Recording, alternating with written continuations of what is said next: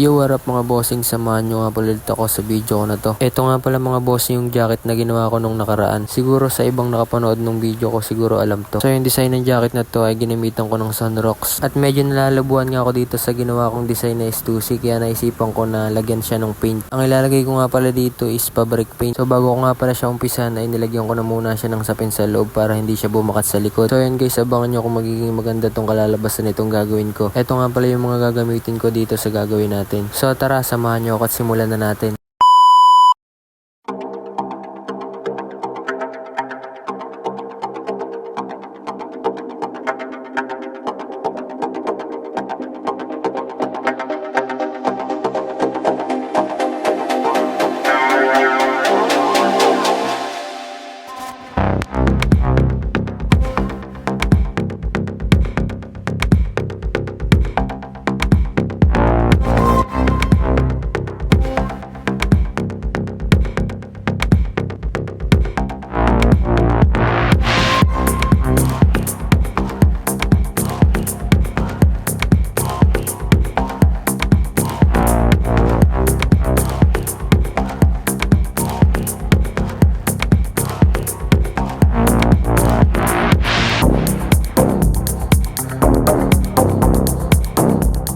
So yan guys, natapos ko na nga pala dito yung first coating. So proceed din tayo sa second coating.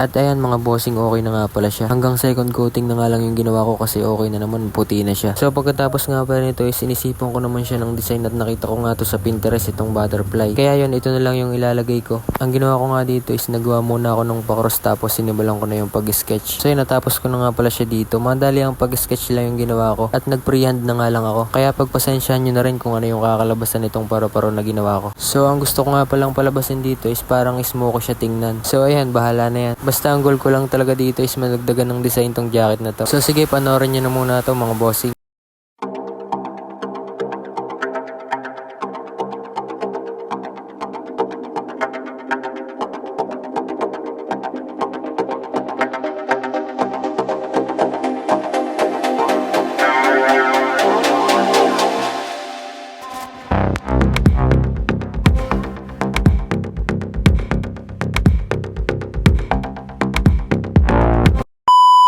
So ayun guys, sa mga oras nga palang ito natapos ko na nga pala siya. At ito nga, nililinisan ko na yung pagpapatungan ko sa kanya. Dito ko nga pala siya kukunan ng video at picture. So ito guys, panoorin nyo.